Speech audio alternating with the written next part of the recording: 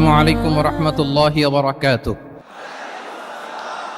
আমরা আল্লাহর দরবারে শুকরিয়া আদায় করছি যে আল্লাহ তাআলা আমাদেরকে ইসলাম দিয়ে ধন্য করেছেন। উই আর ব্লেসড উইথ ইসলাম, ঠিক কিনা বলেন? ইসলাম পেয়ে আমরা ধন্য, আলহামদুলিল্লাহ। এবং মজার ব্যাপার হচ্ছে আমাদেরকে ইসলামকে খুঁজে বের করতে হয়নি। অনেক নন মুসলিমদের স্টোরি আপনারা শুনবেন যে তারা নিজের সাথে নিজে যুদ্ধ করে, বোঝাপড়া করে, নিজেকে কনভিন্স করে তারপরে ইসলাম ধর্ম গ্রহণ করেছেন, রিভার্টেড মুসলিম, কনভার্টেড মুসলিম। কিন্তু তার বিপরীতে আমরা বাই বর্ন মুসলিম হিসেবে এই পৃথিবীতে এসেছি, আলহামদুলিল্লাহ। উই আর ব্লেসড উইথ ইসলাম। আমরা সবাই জানি যে ইসলাম শব্দের অর্থ হচ্ছে টু সারেন্ডার, কমপ্লিট সাবমিশন। আল্লাহ তাআলার আদেশের সামনে সারেন্ডার করা, নিজেকে ফুললি আল্লাহর কাছে সাবমিসিভ ওয়েতে প্রেজেন্ট করা, এটাই হচ্ছে ইসলাম। আল্লাহর আদেশের সামনে, আল্লাহর ইচ্ছার সামনে নিজেকে পেশ করা, কোনো যদি কিন্তু তবে ছাড়া। আই রিপিট, আমি আবারও বলছি, কোনো যদি কিন্তু তবে ছাড়া আল্লাহর আদেশের সামনে, আল্লাহর ইচ্ছার সামনে নিজেকে উজাড় করে দেওয়ার নাম হচ্ছে ইসলাম। আল্লাহর ইচ্ছার সামনে, আদেশের সামনে নিজেকে উজাড় করে দেওয়ার নাম কি? ইসলাম। ইসলামই হচ্ছে আমাদের আইডেন্টিটি, আমাদের আত্মপরিচয় এবং আমাদের সম্মান আল্লাহ রেখেছেন ইসলামে। তাহলে নিজেকে আমরা এমনভাবে আল্লাহর কাছে প্রেজেন্ট করতে হবে, উপস্থাপন করতে হবে, এখানে কোনো যদি কিন্তু তবে কন্ডিশন থাকবে না। আল্লাহ আদেশ করেছেন তো মেনে নিয়েছি। নিজেকে উজাড় করে সঁপে দেয়া, ঠিক যেমনি সাইয়েদনা ইব্রাহিম আলাইহিস সালাম নিজেকে সঁপে দিয়েছিলেন। আল্লাহ তাআলা বলছেন ওয়াইদ ক্বালা লাহু রাব্বুহু আসলিম ক্বালা আসলামতু লিরাব্বিল আলামিন। আল্লাহ তাআলা যখন সাইয়েদনা ইব্রাহিম আলাইহিস সালামকে বলেছিলেন যে ইব্রাহিম আসলিম মানে সারেন্ডার করো, আত্মসমর্পণ করো, তিনি কোনো যদি কিন্তু তবে এগুলোর আশ্রয় নিয়েছিলেন নাকি? বলেন তো না। আসলামতু লিরাব্বিল আলামিন, আল্লাহ আমি সারেন্ডার করলাম, আল্লাহ আমি আত্মসমর্পণ করলাম, আল্লাহ আমার নিজেকে আমি আপনার কাছে সঁপে দিলাম। এটাই হচ্ছে ইসলাম। এবং আমাদের সম্মান, আমাদের স্টেটাস, আমাদের ডিগনিটি, আমাদের মর্যাদা আল্লাহ তাআলা রেখেছেন এই ইসলামের ভেতরে। সাইয়েদনা ওমর ফারুক রাদিয়াল্লাহু তাআলা আনহু তিনি বলতেন নাহনু কওমুন আ'আজ্জানাল্লাহু বিল ইসলাম। আমরা তো এমন জাতি যে জাতিকে আল্লাহ তাআলা ইসলাম দিয়ে সম্মানিত করেছেন। আমরা তো এমন জাতি যে জাতিকে আল্লাহ ইসলাম দিয়ে মর্যাদা দিয়েছেন। ফাইন ইবতাগাইনাল ইজ্জাতা বিগাইরিহি আদাল্লানাল্লাহ। ইসলাম ছাড়া অন্য কোথাও যদি আমরা সম্মান তালাশ করি, স্টেটাস, ডিগনিটি, মর্যাদা তালাশ করি, তাহলে আল্লাহ তাআলা আমাদেরকে অপমানিত করে ছাড়বেন। তাহলে আওয়াজ করে বলুন তো, আমাদের সম্মান আর মর্যাদা ইসলামে। আওয়াজ করে বলি, আমাদের মর্যাদা সম্মান কোথায়? ইসলামে। And this is our identity. এটাই আমাদের আত্মপরিচয়। সম্মানিত সুধীমণ্ডলী, আমি আমার আজকের এই আলোচনায় দুইটা বিষয়কে একটু টাচ করবার চেষ্টা করব। এক নাম্বার হচ্ছে why should we feel proud of our identity. আমাদের মুসলিম আইডেন্টিটি নিয়ে আমাদের কেন প্রাউড ফিল করা উচিত? ইসলাম যে কত মহিমান্বিত, কত চমৎকার একটা religion and all encompassing way of life, এটা অনেক সময় আমরা উপলব্ধি করি না। তো আমরা বোঝার চেষ্টা করব যে কেন ইসলাম নিয়ে আমাদের প্রাউড ফিল করা উচিত। আমরা সবাই মুসলিম, এজন্যই কি ইসলাম অনন্য? আমি ইসলাম ধর্মের অনুসারী, তো গায়ের জোরে কি আমি ইসলামকে শ্রেষ্ঠ বলবো? শ্রেষ্ঠ বললে হবে না।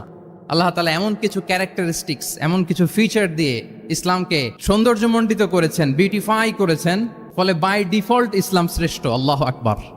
এটা জোর করে, তর্ক করে, চাপার জোরে ইসলামকে শ্রেষ্ঠ প্রমাণ করা লাগবে না। বাই ডিফল্ট ইসলাম শ্রেষ্ঠ। এমন কিছু ফিচার আল্লাহ তাআলা আমাদেরকে দিয়েছেন ইসলামের ভেতরে, যে কারণে ইসলাম বাই ডিফল্ট এটা শ্রেষ্ঠ একটি ধর্ম। কি কি ফিচার দিয়ে আল্লাহ তাআলা ইসলামকে সমৃদ্ধ করেছেন? কেন ইসলাম অনন্য? কেন আমাদের মুসলিম আইডেন্টিটি নিয়ে আমাদের প্রাউড ফিল করা উচিত? এ বিষয়ে প্রথমে কথা বলবো। এরপরে কথা বলবো what should we do to protect our Muslim identity. কেন আমরা প্রাউড ফিল করবো মুসলিম আইডেন্টিটি নিয়ে? এরপরে কথা বলবো এই মুসলিম আইডেন্টিটিকে আমরা কিভাবে প্রোটেক্ট করতে পারি।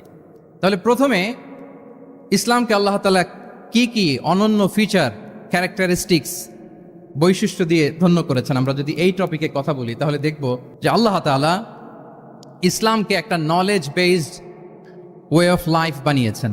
এটা জ্ঞান ভিত্তিক ধর্ম। অজ্ঞতার সাথে, ইগনোরেন্সের সাথে এই ধর্মের কোনো সম্পর্ক নেই। এবং ইসলামের প্রথম যে বাণীটি, কোরআনের প্রথম যে আয়াতটি, দ্য ভেরি ফার্স্ট ভার্স আল্লাহ তাআলা যে নাজিল করেছেন, সেখানেও আল্লাহ তাআলা আমাদেরকে জ্ঞানার্জনের কথা বলেছেন। হেরা গুহায় সূরা আলাকের প্রথম যে আয়াতটি নাজিল হয়েছে সেটি কি ছিল? ইকরা। আওয়াজ করে বলুন, সেটি কি? ইকরা বিসমি রাব্বিকাল্লাযী খালাক। Read in the name of your lord who has created. পড়ো তোমার প্রভুর নামে যিনি শিখিয়েছেন। তাহলে ইসলামের প্রথম কথাই হচ্ছে পড়ো। এক্সপ্লোর করো, ইনোভেট করো, ডেভেলপ করো। ইসলামের প্রথম কথাই হচ্ছে পড়া।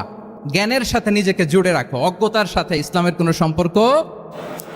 এবং জ্ঞানকে আল্লাহ রাসূল সাল্লাল্লাহু আলাইহি ওয়াসাল্লাম বিশ্বময় ছড়িয়ে দিতে বলেছেন। Knowledge has no boundaries.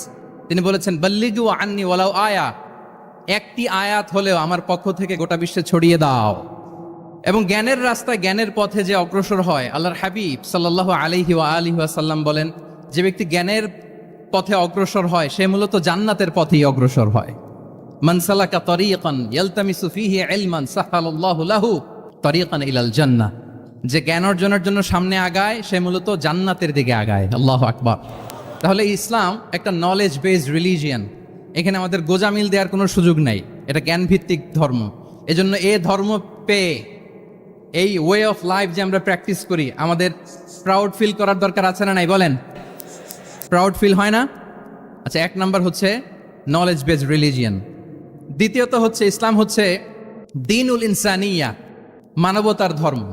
মানবতাকে ইসলাম অনেক গুরুত্ব দেয়। মানুষের সম্মান মর্যাদা সবচাইতে বেশি। ইসলাম মানুষকে বলে আশরাফুল মাখলুকাত। আল্লাহ তাআলা বলছেন ওয়ালাকাদ কাররামনা বানি আদম, I have dignified the status of the son of Adam. আদমের সব সন্তানদেরকে আমি মর্যাদা দিয়েছি। তিনি বলেননি যে আমি মুমিনদেরকে শুধু মর্যাদা দিয়েছি, শুধু মুসলিমদের মর্যাদা দিয়েছি, কেবলমাত্র মুসল্লিদেরকে মর্যাদা দিয়েছি, এমন তিনি বলেননি।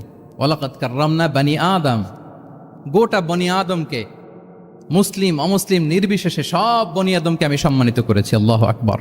এভাবে ইসলাম মানবতার কথা বলে এবং মানুষের জন্য যে কাজ করে ইসলাম তাকে শ্রেষ্ঠ মানুষ বলেছে। খয়রুন নাস আনফাউহুম লিন-নাস, মানুষের মধ্যে শ্রেষ্ঠ সে মানুষ যে অন্যের কাজে লাগে, যে মানবতার উপকারে আসে, সে শ্রেষ্ঠ মানুষ। এভাবে ইসলাম মানবতার জয় গান গেয়েছে। আল্লাহ রাসূল সাল্লাল্লাহু আলাইহি ওয়াসাল্লামের সামনে দিয়ে একবার একটা লাশ যাচ্ছিল। তিনি সাহাবাদেরকে নিয়ে বসেছিলেন। হঠাৎ ওই লাশ দেখে রাসূল সাল্লাল্লাহু আলাইহি ওয়াসাল্লাম দাঁড়িয়ে গেলেন। সাহাবারা বললেন, ইয়া রাসূলুল্লাহ ইন্নাহু ইয়াহুদি, এটা ইহুদির লাশ। কার লাশ? জুইশ ইহুদির লাশ। আপনি দাঁড়ালেন যে? রাসূল সাল্লাল্লাহু আলাইহি ওয়াসাল্লাম বললেন আওয়ালাইসাত নাফসান, সে হোক ইহুদি, সে কি মানুষ নয়? এটা কি একটা প্রাণ নয়? এটা কি একটা আত্মা নয়? আমি তো ইহুদি, খ্রিস্টান, আস্তিক, নাস্তিক সেটা দেখিনি, আমি মানুষ, এ কারণে সম্মান দিয়ে দাঁড়িয়ে গিয়েছি। আল্লাহু আকবার। তাহলে ইসলাম হচ্ছে দ্য রিলিজিয়ন অফ হিউম্যানিটি, মানবতার ধর্ম। যারা আমাদেরকে মানবাধিকার শিখায়, যারা মানবতার কথা বলতে যায় আমাদের কাছে এসে, তাদের খুব ভালো করে এগুলো জেনে নেওয়া উচিত যে ১৫০০ বছর আগে ইসলাম যেভাবে মানবতাকে উচ্চে তুলে ধরেছে, মানুষের মর্যাদাকে সবচেয়ে উপরে তুলে ধরেছে, মানুষকে আশরাফুল মাখলুকাত বলেছে, নতুন করে মানবতা তাদের কাছ থেকে আমাদের শেখা লাগবে না। তাহলে এক নাম্বার হচ্ছে ইসলাম জ্ঞান ভিত্তিক ধর্ম। ২ নম্বরে বললাম ইসলাম হচ্ছে মানবতার ধর্ম। ৩ নম্বর হচ্ছে ইসলামে আল্লাহ তাআলা যে সমস্ত বিধিবিধান আমাদেরকে দিয়েছেন, ইসলামের যে রুলিংসগুলো আছে এগুলো খুব ফ্লেক্সিবল, এগুলো অত্যন্ত লাইফ ওরিয়েন্টেড। ইসলামের বিধানগুলো সোসাইটি ওরিয়েন্টেড। মোটেও আপনার কাছে এটাকে অসম্ভব মনে হবে না, মানতে যে কঠিন লাগবে না, বুঝতে সহজ, মানতে সহজ, এরকম চমৎকার বিধিবিধান আল্লাহ তাআলা ইসলামের ভেতরে দিয়েছেন।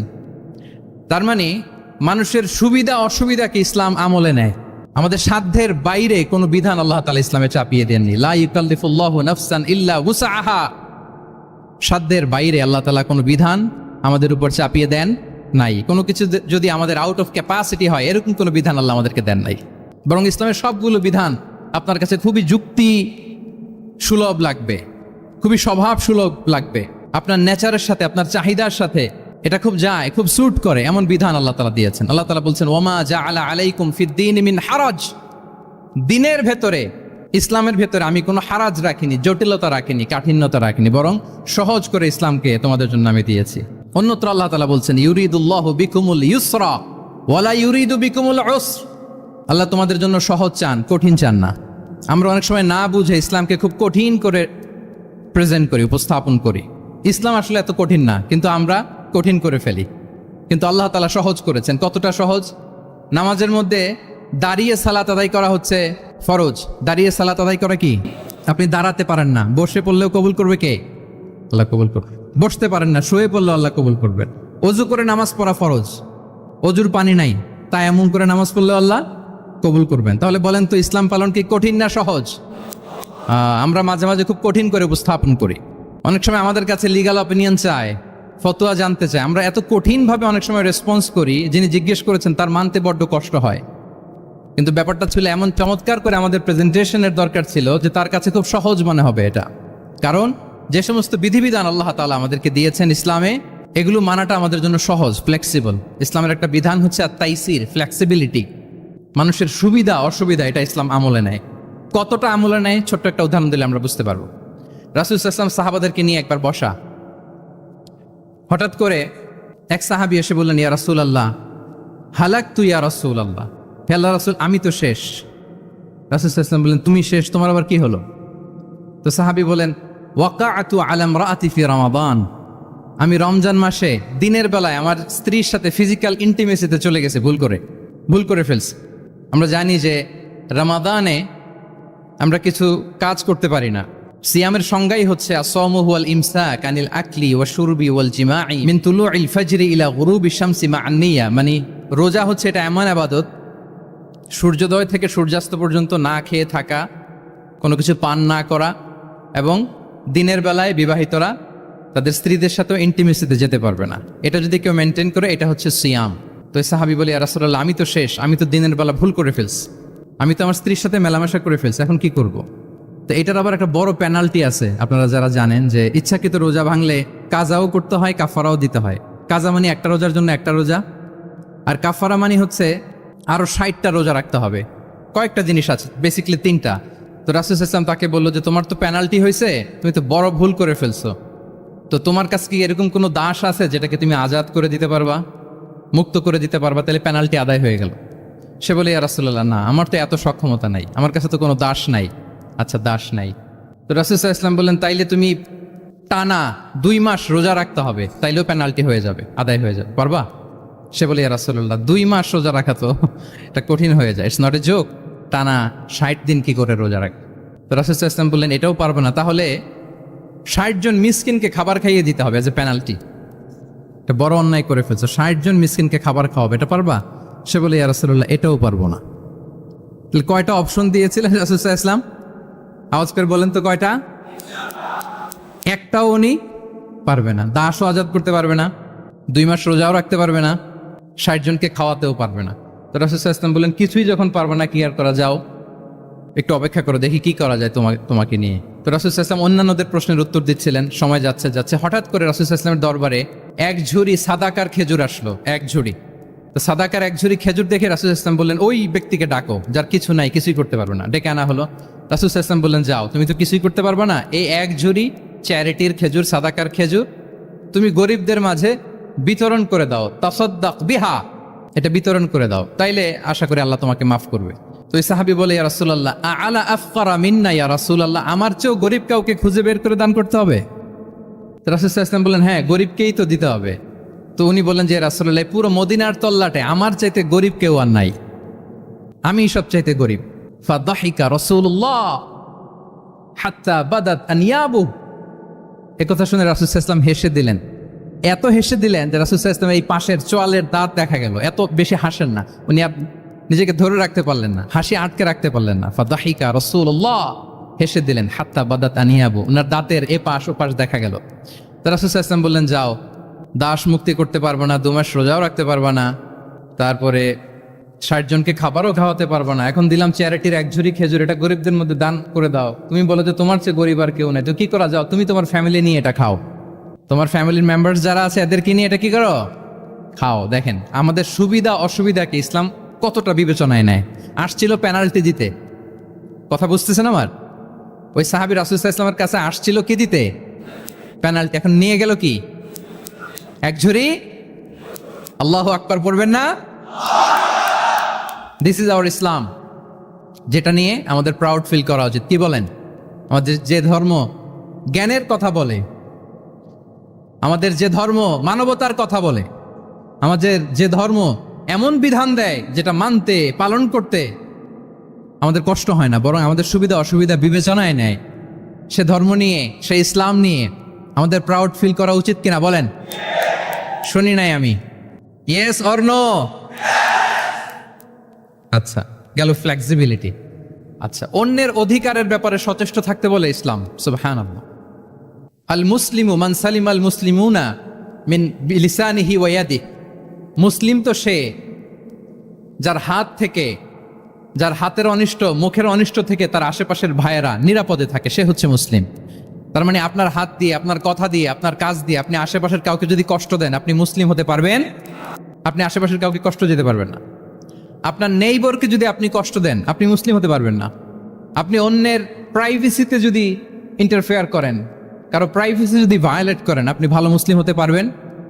কারো পার্সোনাল স্পেসে যদি আপনি নাক গলান, আপনি যদি ইন্টারফেয়ার করেন, তাহলে আপনি ভালো মুসলিম হতে পারবেন না। অন্যের অধিকারের ব্যাপারে ইসলাম আমাদেরকে সচেষ্ট থাকতে বলে। ইসলাম বলে ওয়ালা তাজাসসু, খবরদার, খবরদার, গোয়েন্দাগিরি করো না, কারো পার্সোনাল স্পেসে নাক ঢুকিও না।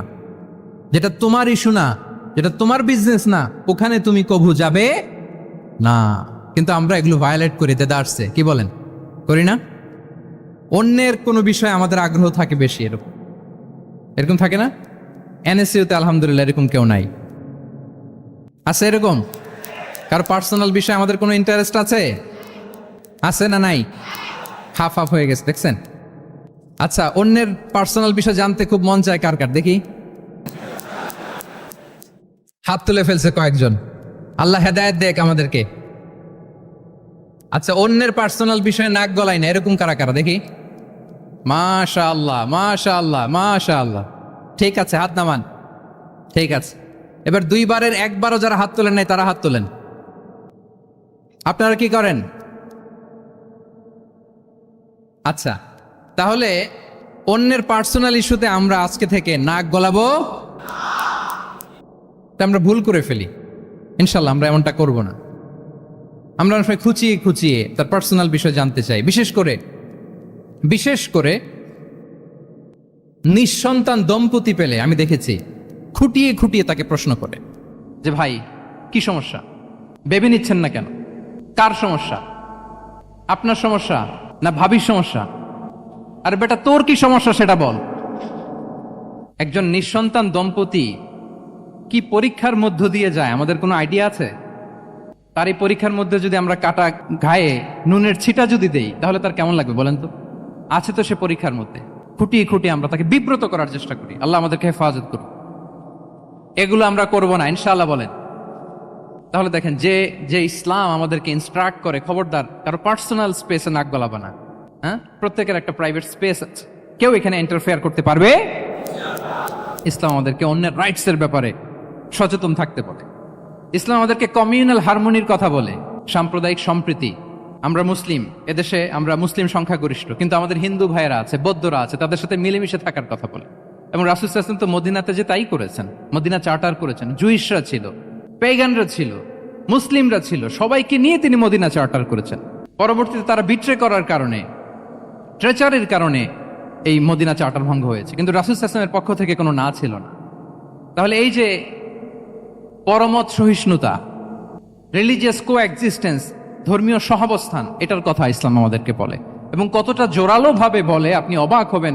মাইনরিটি রাইটসকে ইসলাম এমন ভাবে প্রিজার্ভ করেছে। আল্লাহ রাসূল সাল্লাল্লাহু আলাইহি ওয়াসাল্লাম বলেন, কোনো হিন্দু, কোনো মাইনরিটি, কোনো সংখ্যালঘু, শব্দটা যদি আমাদের পছন্দের না, বোঝানোর জন্য বলছি, কোনো অমুসলিম যদি মুসলিমদের পাশে থাকে এবং কোনো মুসলিম যদি তার রাইটকে ভায়োলেট করে, যেমন আপনি মুসলিম, আপনার নেইবার হচ্ছে হিন্দু, আপনি যদি তার হক নষ্ট করেন, জোর করে তার জমি দখল করেন, তাকে তার প্রাপ্য থেকে বঞ্চিত করেন, রাসূল সাল্লাল্লাহু আলাইহি ওয়াসাল্লাম বলেন কিয়ামতের দিন আমি ওই হিন্দুর পক্ষে মুসলিমের বিপক্ষে বাদী হয়ে দাঁড়াবো।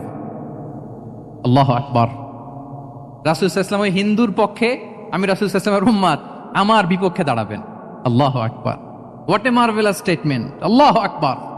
সংখ্যালঘুদের উপর যদি কেউ কোনো মুসলিম অত্যাচার করে, রাসূল সাল্লাল্লাহু আলাইহি ওয়াসাল্লাম বলেন তুমি আমার উম্মত হতে পারো, কিন্তু তোমার পক্ষে না, আমি ওই মাজলুমের পক্ষে কিয়ামতের দিন দাঁড়াবো।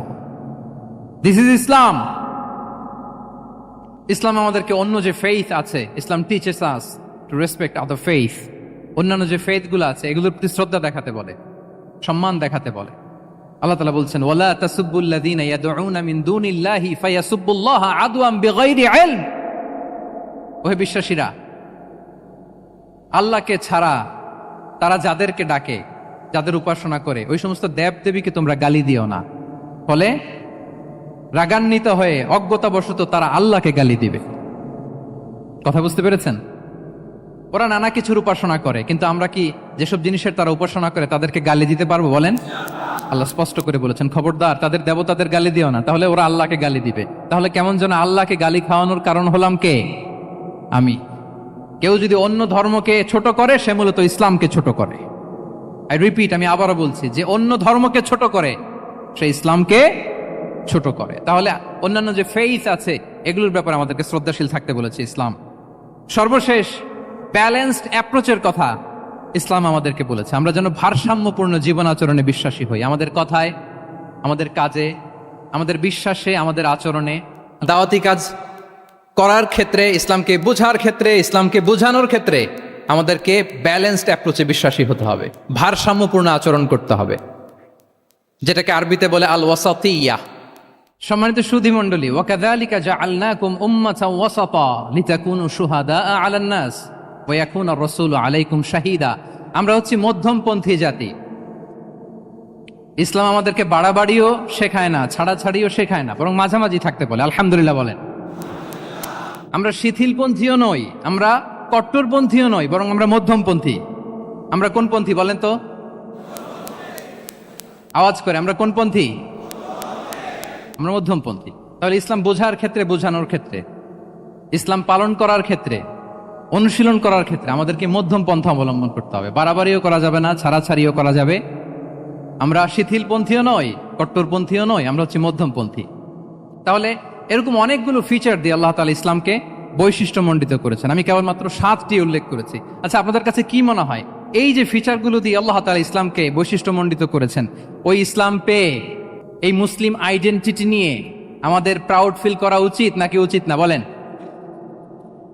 Of course, absolutely we should feel proud of our Muslim identity. যে ইসলাম আল্লাহ তাআলা আমাদেরকে দিয়েছেন, এই মুসলিম আইডেন্টিটি নিয়ে আমাদেরকে অবশ্যই গর্ব করা উচিত। এখন আমি বলবো, what should we do to protect our Muslim identity? এই যে আমরা ইসলাম পেলাম, আপনারা বলেছেন যে আমরা ব্লেসড উইথ ইসলাম, ইসলাম পেয়ে আমরা ধন্য। আমাদের এই মুসলিম পরিচয়, এটাকে আমরা রক্ষা করব কিভাবে? এখানে বেশিরভাগ তরুণ যুবক, মাশাআল্লাহ, আপনাদের উদ্দেশ্যে সামান্য কয়েকটি পয়েন্টস বলেই যে আমাদের মুসলিম আইডেন্টিটিকে আমরা কিভাবে প্রোটেক্ট করব, কয়েকটা পয়েন্ট বলেই আমি আমার আলোচনা শেষ করবো ইনশাআল্লাহ বিইذনিল্লাহ। মৌলিকভাবে যদি বলতে হয়, আমাদের এই মুসলিম আইডেন্টিটি যদি আমাদেরকে প্রিজার্ভ করতে হয়, প্রোটেক্ট করতে হয়, সর্বপ্রথম যেটা আমাদেরকে করতে হবে সেটা হচ্ছে অন টাইমে আমাদেরকে সালাত আদায় করতে হবে। Times prayer on time. Push yourself to go to mosque for offering সালাহ। নিজেকে পুশ করতে হবে। প্রথম হিসেব নিবেন। এনএসইউর যুবক ভাইয়েরা আমার দিকে তাকান। প্রথম আল্লাহ তাআলা হিসেব নিবেন কিয়ামতের ময়দানে এই সালাতের। আউয়ালু মা ইউহাসাবু বিহিল আবদু ইয়াউমাল কিয়ামাতি আস-সালাহ। সর্বপ্রথম আল্লাহ তাআলা এই সালাতের হিসাব নেবেন। এই সালাতের হিসেব যদি আমরা সুন্দর করে দিতে পারি, সব সুন্দর হয়ে যাবে। এবং ঈমান আর কুফরের মাঝে পার্থক্য হচ্ছে এই সালাহ। আওয়াজ করে বলুন, ঈমান আর কুফরের মাঝে পার্থক্য কি? এটাতে কোনো ছাড় নাই, compulsory. Push yourself to offer Salah on time. এটাই আমাদের আইডেন্টিটি। মুসলিম আইডেন্টিটির প্রথম কথা হচ্ছে সালাত। যার সালাত নাই তার ঈমান নাই। আওয়াজ করে বলেন, যার সালাত নাই তার কি নাই? আমাদের অনেক তরুণরা মুসলিম উম্মার মুক্তি কিভাবে হবে এটা নিয়ে খুব পেরেশান, কিন্তু সালাতের ব্যাপারে উদাসীন। এরকম আছে না নাই? এটা হইল? এটা যায়? হ্যাঁ, যে ব্যক্তি মুসলিম উম্মার মুক্তি নিয়ে টেন্সড, সে সালাতে উদাসীন, এটা মেনে নেওয়া যায় না। তাহলে মুসলিম আইডেন্টিটি প্রোটেক্ট করতে হলে সর্বপ্রথম আমাদেরকে সালাতে যত্নবান হতে হবে, 1 নাম্বার। 2 নাম্বার হচ্ছে আল কোরআন আল কারীমের সাথে আমাদের অ্যাটাচমেন্টটাকে মজবুত করতে হবে। 1 নাম্বার হচ্ছে সালাত মুসলিম আইডেন্টিটির, 2 নাম্বার হচ্ছে কোরআন। আওয়াজ করে বলেন, 2 নাম্বার কি? কোরআনের সাথে আমাদের অ্যাটাচমেন্ট বাড়াইতে হবে। অনেকের কোরআনের ইন ডেপথ নলেজ অনেক ভালো, কোরআনের রিফ্লেকশন গুলো খুব ভালো জানে, কিন্তু কোরআন তেলাওয়াতের বেহাল দশা। এরকম আছে না? আবার আমাদের অনেক ভাইদের কোরআন তেলাওয়াত মাশাআল্লাহ খুব বিশুদ্ধ, কিন্তু তার আবার কোরআনের রিফ্লেকশন গুলো জানা নাই। দুইটাই আমাদের জন্য crisis. Recitation and reflection both are needed. দুইটাই লাগবে। যে প্রজন্ম কোরআন জানে না তারা কখনো সফল হতে পারে না। আই রিপিট, আমি আবারও বলছি, যে প্রজন্ম কোরআন জানে না তারা কখনো সফল হতে পারে। তাহলে আমাদের মুসলিম আইডেন্টিটিকে যদি প্রিজার্ভ করতে হয়, প্রোটেক্ট করতে হয়, প্রথমে আমাদেরকে সালাতের ব্যাপারে সোচ্চার হইতে হবে, সচেতন হইতে হবে। 2 নম্বরে কোরআনের সাথে আমাদেরকে অ্যাটাচমেন্ট বাড়াইতে হবে। কোরআন যেমনি বিশুদ্ধভাবে আমার আবৃত্তি করতে, তেলাওয়াত করতে জানতে হবে, আবার কোরআনের রিফ্লেকশনগুলো, কোরআনের শিক্ষাগুলো আমাদেরকে জানতে হবে। দুটো গেল। 3 নম্বর হচ্ছে হালাল হারাম কনসার্ন। হালাল যদি আপনি মেনটেন না করেন, আপনার কোনো মুসলিম আইডেন্টিটি নাই। আল্লাহ বলছেন কুলু মিম্মা ফিল আরদি হালালান তাইয়্যিবা, এই জমিনে যেগুলোকে আমি হালাল করেছি এগুলো তোমরা কনজিউম করো। সম্মানিত শুধু খেয়াল রাখবেন, হালালের ভেতরেই বরকত আছে। হালালে কি আছে? হারামে কোনো বরকত নেই। হারামে আছে সাময়িক উত্তেজনা আর উন্মাদনা, কিন্তু হালাল এর ভেতরে আল্লাহ তাআলা বারাকা ঢুকিয়ে দিয়েছেন। তাহলে আমরা হালাল কনজিউম করব, কি বলেন? সব ক্ষেত্রে, সব ক্ষেত্রে। হারাম খেয়ে, হারাম কনজিউম করে যে ব্যক্তি দোয়া করে, যারা হারাম খায় তাদের দোয়া আল্লাহ কবুল করে না। এবং হারাম খেয়ে বর্ধিষ্ণু দেহ আল্লাহর জান্নাতে প্রবেশ করবে না। লা ইয়াদখুলুল জান্নাতা জাসাদুন গুযিয়া বিল হারাম। হারাম খেয়ে যে দেহ নাদুস নুদুস হয়েছে, ওই দেহ কখনো আল্লাহর জান্নাতে প্রবেশ করবে না। এজন্য খবরদার, আমাদের সবকিছু আমরা হালাল দিয়ে সাজাবো ইনশাআল্লাহ। বলেন সবাই। আমাদের অনেকে একটা ভুল করে, সেটা হচ্ছে অনেকে খাবারের ক্ষেত্রে খুব কনসার্ন, যেটা হালাল হইতে হবে, যেটা আমি কনজিউম করব এটার ব্যাপারে খুব কনসার্ন, কিন্তু অন্যান্য বিষয়ে তার আর কোনো খেয়াল নাই, ভ্রুক্ষেপ নাই। এরকম আছে না নাই বলেন? আমাদের সরকারি বিভিন্ন অফিসগুলোতে ঘুষ আছে না? ঘুষ আছে।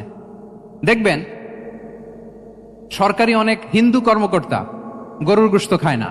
কেন খায় না? তার ধর্মে এটা নিষেধ, গরু খেতে চায় না। আচ্ছা, আবার সরকারি অফিসগুলোর অনেক মুসলিম কর্মকর্তা দেখবেন সরকারি কাজে থাইল্যান্ড গিয়েছে, চায়না গিয়েছে, খুঁজে খুঁজে হালাল রেস্টুরেন্ট খোঁজে, ওয়াইন খায় না, পর্ক খায় না। কারণ কেন খায় না? এটা ইসলামে নিষেধ। কিন্তু দুই অফিসারই, মুসলিম অফিসার, হিন্দু অফিসার, দুইজনই আবার ঘুষ খায়। হয় না এরকম? হিন্দু অফিসার গরুর গোশ খায় না, তার ধর্মে নিষেধ। মুসলিম অফিসার ওয়াইন খায় না, পর্ক খায় না, তার ধর্মে নিষেধ। তো ঘুষও তো দুই ধর্মের নিষেধ, কি বলেন? তাহলে যেটা খাবো, কনজিউম করবো, শুধু এটার ব্যাপারেই কি হালাল? না। ইউর ইনকাম শুড বি হালাল, ইউর ফ্যাশন শুড বি হালাল, ইউর এন্টারটেইনমেন্ট শুড বি হালাল, ইউর রিলেশনশিপ শুড বি হালাল। আপনার রিলেশনশিপও কি হইতে হবে? এই তো আসল জায়গায় চলে আসছি এখন। হালাল রিলেশনশিপ কোনটা? বিয়ে। এই পবিত্র বিয়ের মাধ্যমে আমরা এই হালাল রিলেশনশিপকে উপভোগ করতে পারবো। এর বাইরে আর কোনো রিলেশনশিপে যাওয়া যাবে? হ্যাঁ। প্রি ম্যারিজ রিলেশনশিপ, এটা কি হালাল না হারাম? হ্যাঁ, ফতোয়া আপনারাই দিয়ে দিচ্ছেন। বলেন, বিবাহ বহির্ভূত যে কোনো রিলেশনশিপ হালাল নাকি হারাম? এক্সট্রা ম্যারিটাল যে কোনো রিলেশনশিপ বলেন হালাল নাকি হারাম? সাবধান হইতে হবে। তাহলে হালালের সাথে আমাদের সম্পর্কটাকে জোরদার করতে হবে। আচ্ছা, আপনারা আমার সাথে আছেন তো? মুসলিম আইডেন্টিটি রক্ষায় প্রথমে কি বলেছিলাম? সালাত। 2 নম্বরে অ্যাটাচমেন্ট উইথ কোরআন। 3 নম্বরে কি? হ্যাঁ, হালাল মেনটেন করতে হবে। আচ্ছা গেল। 4 নাম্বার হচ্ছে আমাদের একটা গুড সার্কেল মেনটেন করতে হবে। Always engage with good circle, maintain a good circle. যত টক্সিক পিপল আছে এদেরকে ইগনোর করবেন, দূরে থাকবেন। আপনাকেও ভালো করতে দিবে না, নিজেরাও ভালো থাকবে না। এরকম আছে না নাই? ভালো স্টাডি সার্কেল মেনটেন করব আমরা। দিনের মৌলিক বিষয়গুলো শেখার জন্য একটা ভালো সার্কেল মেনটেন করব। এমন সার্কেলে থাকবেন, এমন লোককে বন্ধু বানাবেন যাকে দেখলেই আল্লাহর কথা স্মরণ হয়, কি বলেন? এরকম একটা ভালো পরিবেশ খুঁজে নেন, একটা দ্বীনি সার্কেল খুঁজে নেন। Never stop learning Islamic knowledge. যারা এই যে নলেজ শেয়ারিং সেশন করে, ইসলামিক হালাকা করে, কোরআনিক স্টাডি সার্কেল করে, এই সার্কেলগুলোর সাথে আমরা থাকবো ইনশাআল্লাহ, কি বলেন? সবাই থাকবেন তো? তা না হলে মুসলিম আইডেন্টিটি আমরা প্রোটেক্ট করতে পারবো। আচ্ছা, 5 নম্বরে হচ্ছে এঙ্গেজ উইথ গুড ওয়ার্ক। কল্যাণমূলক কাজের সাথে নিজেকে আমরা জড়িয়ে রাখবো। এই যে টাইমটা আপনার লাইফের সবচেয়ে ক্রিম টাইম আপনি পার করছেন, বেশিরভাগ শ্রোতাই তো এখানে তরুণ এবং যুবক, এই সময় আপনি আর পাবেন না, কখনো পাবেন না। এই টাইমটাকে যেন আমরা কাজে লাগাই। এমন সময় আপনারা পার করছেন, আপনারা চাইলে বাতাসের গতিকে আপনারা পাল্টে দিতে পারেন, সাগরের স্রোতকে উল্টে দিতে পারেন, আপনারা চাইলে ইতিহাস গড়তে পারেন। এই যে 24-এর এই যে আপরাইজিং হলো, কারা করেছে এটা? হ্যাঁ, প্রবীণরা না নবীনরা? বলেন তো। এই যে আবু সাইদ বুক টান টান করে যে দাঁড়িয়েছে, সে কি বুড়া মানুষ ছিল না যুবক ছিল আপনাদের মতো? আল্লাহ রাসূল সাল্লাল্লাহু আলাইহি ওয়া আলিহি ওয়াসাল্লাম তিনি বলেন, ইগতানিম খামসান ক্বাবলা খামসিন, 5 জিনিস ফুরিয়ে যাওয়ার আগে 5 জিনিসকে গনিমত মনে করো, গুরুত্বপূর্ণ মনে করো। এর মধ্যে একটা হচ্ছে শাবাবাকা ক্বাবলা হারামিক, তোমার বার্ধক্য আসার আগে তোমার এই যৌবনকে, প্রৌঢ়ত্বের আগে এই যৌবনকে কাজে লাগাও। এবং কিয়ামতের দিন আল্লাহ তাআলা 7 শ্রেণীর ব্যক্তিকে তার সুশীতল আরশের নিচে ছায়া দিবেন, যেদিন আল্লাহর আরশের সুশীতল ঠান্ডা ছায়া ছাড়া আর কোনো ছায়ার ব্যবস্থা থাকবে না। ওই 7 শ্রেণীর ব্যক্তির মধ্যে এক ব্যক্তি হচ্ছে ওয়াশাবুন নাশাআ ফি ইবাদাতিল্লাহ, এমন যুবক যে আল্লাহর ইবাদতে তার যৌবনকে কাটিয়েছে। বলেন ওইরকম যুবক হতে আমরা চাই কি চাই না? তাহলে আমাদের এই যৌবনকে আমরা কাজে লাগাবো। 6 নম্বরে হচ্ছে কনসিস্টেন্সি, ধারাবাহিকতা, আরবিতে বলে আল মুদাওয়ামা। এই যে আজকে মাশায়েখরা এখানে কথা বলবেন, এত মোটিভেটেড হয়েছেন, কালকে থেকে মাশাআল্লাহ নামাজ, নফল রোজা, কোরআন তেলাওয়াত শুরু করছেন, কিন্তু 10 দিন পরে আবার শেষ, 1 সপ্তাহ পরে আবার আর নাই মোটিভেশন। এরকম হয় কি হয় না? আমরা কি শুধু 7 দিনের জন্য মোটিভেশন নেব আজকের কনফারেন্স থেকে, নাকি আজীবনের জন্য নেব? আজীবনের জন্য নেব। ধারাবাহিকভাবে রেগুলার আমরা কিছু নফল ইবাদত করব, রেগুলার আমরা আধা পৃষ্ঠা হলেও আল্লাহর কিতাব কোরআন তেলাওয়াত করব, প্রতিদিন 2টি আয়াত হলেও আমরা অর্থ পড়ব, একটি হলেও আল্লাহ রাসূল সাল্লাল্লাহু আলাইহি ওয়াসাল্লামের হাদিস আমরা পড়ব। তাহলে ধারাবাহিক আমল আল্লাহর কাছে খুব প্রিয়। আহাব্বুল আ'মালি ইলাল্লাহি আদওয়ামুহা ওয়া ইন কাল্লা, রাসূল সাল্লাল্লাহু আলাইহি ওয়াসাল্লাম বলেন আল্লাহর কাছে সবচাইতে প্রিয় আমল ওইটা যেটা আমার বান্দা নিয়মিত করে, ধারাবাহিকভাবে করে, যদিও পরিমাণে ওইটা অল্প, যদিও পরিমাণে সেটা কি অল্প। তাহলে এই মোটিভেশনকে আমরা কন্টিনিউ করব ইনশাআল্লাহ। বলেন সবাই। সব শেষে খুবই গুরুত্বপূর্ণ হাম্বলনেস, বিনয় থাকতে হবে আমাদের, ডাউন টু আর্থ হইতে হবে। আমাদের মুসলিম আইডেন্টিটির সাথে অ্যারোগেন্সের কোনো সম্পর্ক নাই। ওমা তাওয়াদা আহাদুন লিল্লাহি ইল্লা রাফাআহুল্লাহ, রাসূল সাল্লাল্লাহু আলাইহি ওয়াসাল্লাম বলেন যে আল্লাহর জন্য বিনয়ী হয়, নিচু হয়, আল্লাহ তাকে সম্মানিত করেন। বলেন আমরা সম্মানিত হতে চাই কি চাই না? রাসূল সাল্লাল্লাহু আলাইহি ওয়াসাল্লাম দোয়া করতেন, আল্লাহুম্মা জাআলনি সাবুরা ওয়া জাআলনি শাকুরা ওয়া জাআলনি ফি আইনি সাগীরা ওয়া ফি আয়ুনিন নাসি কাবীরা। হে আল্লাহ আপনি আমাকে শুকরগুজার বান্দা বানান, হে আল্লাহ আপনি আমাকে ধৈর্যশীল বান্দা বানান, হে আল্লাহ আপনি আমাকে আমার নিজের চোখে আমাকে ছোট বানান, মানুষের চোখে আপনি আমাকে বড় বানান। রাসূল সাল্লাল্লাহু আলাইহি ওয়াসাল্লাম নিজ চোখে ছোট থাকতে চেয়েছেন, ফলে গোটা বিশ্বের চোখে রাসূল সাল্লাল্লাহু আলাইহি ওয়াসাল্লামকে বড় মহামানব বানিয়েছেন কে? এখন আপনি নিজের চোখেই যদি বলেন যে আমি অনেক বড়, তাহলে হবে না। এই হাম্বলনেসটা আমাদের থাকতে হবে। সম্মানিত ভাইয়েরা, আমাদের অনেক তরুণদেরকে আমি দেখি যে নতুন দিনে ফিরেছে, নতুন তার মধ্যে উপলব্ধি আসছে, রিয়েলাইজেশন আসছে যে আগে রং ট্র্যাকে ছিলাম, এখন রাইট ট্র্যাকে আসতে চাই, ইসলামকে অনুশীলন করতে চাই। আলহামদুলিল্লাহ, খুব ভালো। তো তার যখন রিয়েলাইজেশন আসছে, সে কিছু পড়াশোনা শুরু করে দেয়, কিছু পড়াশোনা করে, কিছু স্কলারসদের লেকচার শুনে। তো অনেক তরুণের মধ্যে এই সমস্যাটা একটা কমন ফেনোমেনা, যে একটু পড়াশোনা করে, একটু কিছু স্কলারসদের লেকচার শুনেই ও মনে করে যে আমি সব জেনে গেছি। কি মনে করে? আমি সব জেনে গেছি। এরপরে এখানেই ক্ষান্ত হয় না, এরপরে সে ভুল ধরতে আরম্ভ করে স্কলারসদের। সে বলে যে উনি এই ভুল করছে, উনি এই ভুল করছে, উনি ভ্রান্ত, উনি বাতিল। এরকম একটা কমন ফেনোমেনা আমাদের মধ্যে আছে না নাই? বলেন না, অ্যাবসলিউটলি রং। শিক্ষানবিশ যারা, তারা এটা করবে না।